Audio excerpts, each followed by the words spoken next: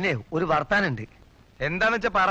മുഖ്യമന്ത്രി പിണറായി വിജയന്റെ ഔദ്യോഗിക വസതിയായ ക്ലിഫ് ഹൌസിലെ നിർമ്മാണങ്ങൾക്കായി പൊതുമരാമത്ത് വകുപ്പ് മാത്രം 3 വർഷത്തിനിടെ ചെലവഴിച്ചത് 1,80,00,000 രൂപ. ഈ അറിവ് എവിടുന്ന് കിട്ടി? പത്രത്തിൽ നിന്ന് അടിച്ചു മാറ്റിയതാ. കാലിത്തൊഴുത്തിന് 23 ലക്ഷവും ചാണകക്കുഴിക്ക് 4,40,000 രൂപയും ചെലവഴിച്ചു. ഊരാളുങ്കൽ ലേബർ സൊസൈറ്റിക്കാണ് ഏറ്റവും കൂടുതൽ തുകയുടെ നിർമ്മാണത്തിൽ കരാർ നൽകിയത്. ഇനിയുണ്ട് ധാരാളം കാണാൻ. വരൂ.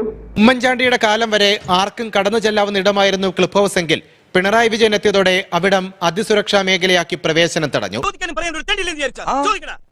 അല്ല, എന്താ നിങ്ങളുടെ ഉദ്ദേശം? ചില മുതലാളിമാർക്ക് മാത്രമാണ് അടുക്കള വരെ പ്രവേശനമെന്ന് ജില്ലാ കമ്മിറ്റികൾ വരെ വിമർശനമുയർന്നു. രാഷ്ട്രീയ സാഹചര്യങ്ങൾ എപ്പോഴാണ് മാറി മറിയുന്നെന്ന് പറയാൻ പറ്റില്ലല്ലോ.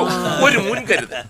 ഈ പാലാ തങ്കച്ചനെ തോൽപ്പിക്കാൻ ഒക്കുകയല്ല മക്കളെ. ജനങ്ങൾക്ക് പ്രവേശനമില്ലെങ്കിലും കരാറുകാരും നിർമ്മാണ തൊഴിലാളികളും നിത്യസന്ദർശകരെന്ന് വ്യക്തമാക്കുന്നതാണ് നിർമ്മാണ പ്രവൃത്തികളെക്കുറിച്ച് നിയമസഭയിൽ വെച്ച കണക്ക്. മുഖ്യമന്ത്രിയുടെ വസതിക്കായി മന്ത്രി മുഹമ്മദ് റിയാസിന്റെ വകുപ്പ് മാത്രം 2021 മുതൽ ചെലവഴിച്ച കണക്കാണ് വെളിപ്പെടുത്തിയത്.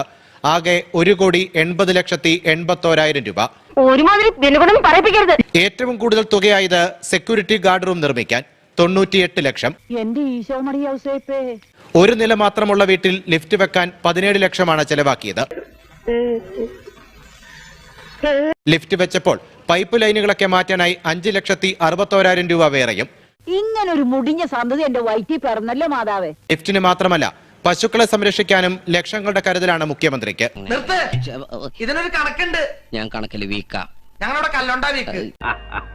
ഇനി പറയൂ, ഈ സിംഗപ്പൂർ ആൻഡപ്പനെ കിടത്തി വെട്ടാൻ മാത്രം ബുദ്ധിശക്തിയുള്ള ഏതെങ്കിലും ഒരു കള്ളൻ ഈ ഭൂമുഖത്ത് ജീവിച്ചിരിപ്പുണ്ടോ? കാലിത്തൊഴുത്തിനും സംരക്ഷണ ഭിത്തിക്കും 23,90,000 രൂപ ചെലവാക്കിയപ്പോൾ ചാണകക്കുഴിക്കായി ഒഴുക്കിയത് 4,40,000 രൂപ.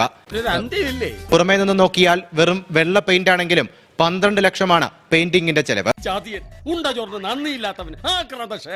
2,40,000 മുടക്കി കബ്ബോർഡൊക്കെ വെച്ച് അടുക്കള അടിപൊളിയാക്കിയപ്പോൾ 2 തവണയായി ശുചിമുറി സൂപ്പറാക്കാൻ എടുത്തത് 2,95,000 രൂപ. ഇതെല്ലാം പൂർത്തിയായവയുടെ കണക്ക് മാത്രമാണ്. ബാക്കി ടെൻഡർ പുരോഗമിക്കുന്നു. നമ്മളാണെങ്കിലും ഡീസന്റ് മാനോ ഇൻഡീസന്റ് വിഷയം ഇന്ന് അവസാനിപ്പിച്ചില്ലെങ്കിൽ നാട്ടുകാരായ ഞങ്ങൾ ഇവൻ ഒരുത്തരായതിനൊക്കെ കാരണം ഇവൻ എവിടെങ്കിലും പോയ അടി ഉറപ്പല്ലേ.